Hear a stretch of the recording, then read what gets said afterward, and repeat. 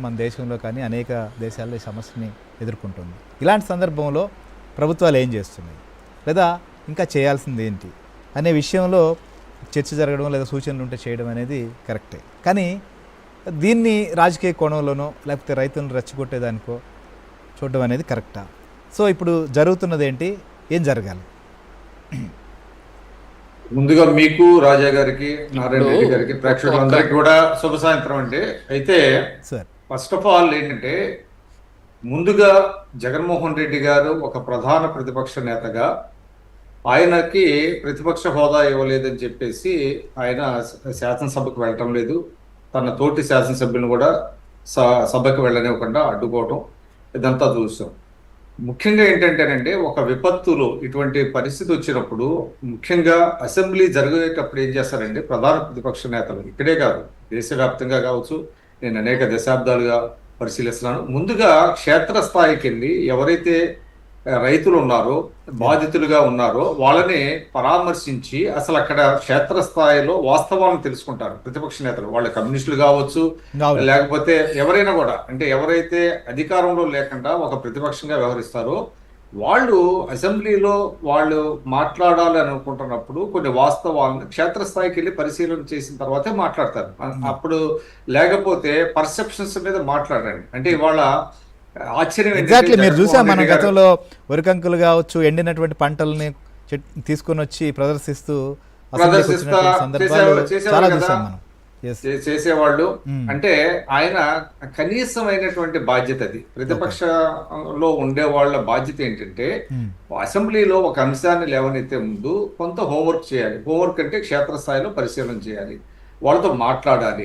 ఎంతవరకు వేశారు, పంటలు ఏ విధంగా వేశారు, అది నీరు వస్తుందా రావట్లేదా, లేకపోతే మిగతా అన్ని కూడా అందుబాటులో ఉన్నాయా లేదా, ఇటువంటి సమాచారాన్ని సేకరించుకొని ఆ తర్వాత దానిని ఆధారం చేసుకొని అసెంబ్లీలో లేవనెత్తాలి. సాధారణంగా ఏంటంటే మనకి ఇటువంటి అసాధారణమైనటువంటి పరిస్థితులు వచ్చినప్పుడు ప్రభుత్వం తనంతట తానే ఒక షార్ట్ డిస్కషన్కి అవకాశం ఇస్తుంది.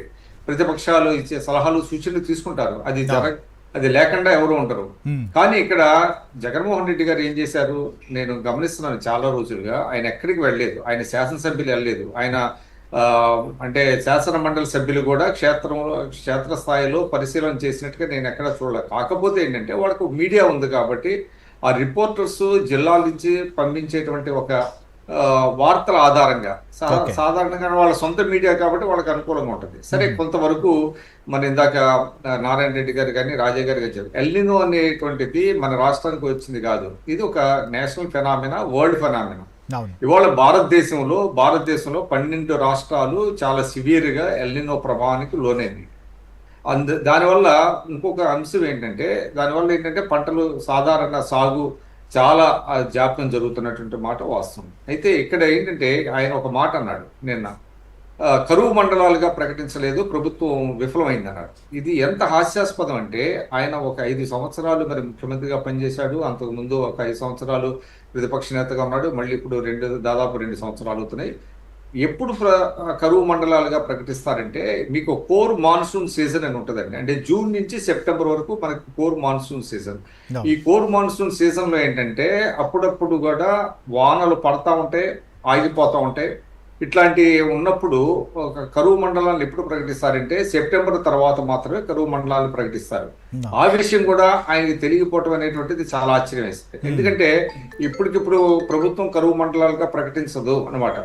తర్వాత ఇంకొక అంశం ఏంటంటే, ఈ రాష్ట్రంలో నెలకొన్నటువంటి ఈ వర్షాభావ పరిస్థితులకు సంబంధించి ఇటీవల పార్లమెంట్ సమావేశాలు ముగిలేదు, మధ్యలో బ్రేక్ వచ్చింది. వీళ్ళ ఎంపీలు ఏమైనా లేవనెత్తారనేది కూడా నేను చూశాను.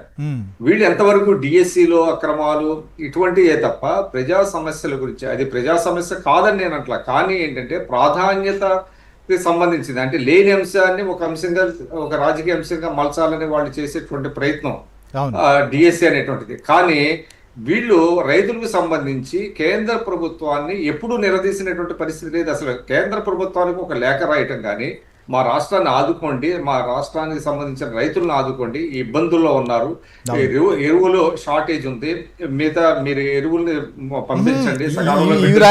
రాసింది ఏందో తెలుసా, అమరావతిలో ఎన్ని నిర్మాణాలు జరుగుతున్నాయి, ఎన్ని అదే నిధులు చెప్తున్నా కేటాయించారు, ఎంత ఖర్చు పెడుతున్నారు, ఆ వివరాలు మీ పరిధిలో ఉన్నాయా లేదా, తర్వాత- మీకు తెలుసా అని అడిగారు. కానీ ఇక్కడ ఎల్నినో మీద మీరు ఏం చేస్తున్నారు, ఏం చేస్తారని ఏం క్వశ్చన్ చేస్తున్నారు, చేస్తుంటే రాష్ట్రానికి- పార్లమెంట్లోనే బాగుండేది మీరు అన్నట్టు. తర్వాత ఇంకోటి ఏంటంటే ఇవాళ శాసనసభకు వెళ్ళలేదు. శాసన మండలి ఉంది. శాసన మండలి వాళ్ళు తీసుకున్న మొట్టమొదటి అంశం ఏంటంటే ప్రజలు అంటే డిఎస్సి మీద చర్చ పట్టుబట్టి 4 రోజులు గడిపేశారు తప్ప ఎల్నినో మీద ఎఫెక్ట్ మీద రైతుల సమస్యల మీద వాళ్ళు ఎవరు చర్చించగలిగారా?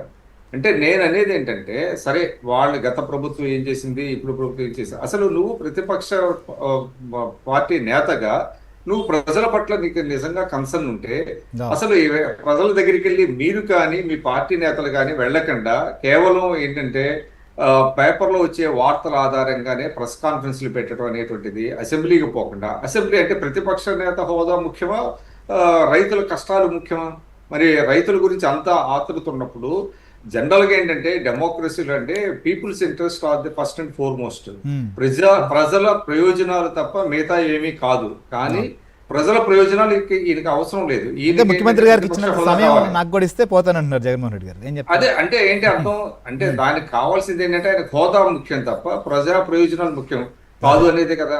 దానికి ఇంత దీనిగా ఒక ప్రెస్ కాన్ఫరెన్స్ పెట్టి దాంట్లో అసత్యాలు అర్ధసత్యాలు మాట్లాడుతా ప్రజలను మభ్యపెట్టడం అనేటువంటిది, సలహాలు సూచనలు ఇవ్వచ్చు. ఇవాళ ప్రభుత్వం నేను చూశానండి, చంద్రబాబు నాయుడు గారు ఒక ఇప్పటికీ 6-7 సార్లు, ఇఫ్ ఐఎమ్ నాట్ రాంగ్, 7 సార్లు పెట్టారు ఆయన ఇప్పటి వరకు కూడా రాష్ట్రంలో వర్షాభావ పరిస్థితుల మీద పెట్టారు. ఇంకొకటి కూడా నేను చెప్తున్నాను, ఇవాళ పట్టిసీమ నుంచి 7 అంటే ఇవాళ కాలువలు చూడండి, విజయవాడ పక్కనే ఉంటాయి కదా. ఇప్పుడు ఆయన తాడేపల్లి ఉంటే కదా పక్క వెళ్తే కొత్త నీరు వెళ్తుంది. అది కూడా మాట్లాడదాం సార్, అది కూడా మనం డిస్కస్ చేద్దాం. ఆయన మాట్లాడుతూ ఏదో ప్రకాశం బ్యారేజీ నుంచి లాకుల దగ్గర నీళ్ళు వదిలినట్టుగా ఫోటోలకు ఫోజులు ఇచ్చారు తప్ప నీళ్లు పోవట్లేదు అన్నారు. నిజంగా నీళ్లు పోతున్నాయా లేదా? గోదావరి నుంచి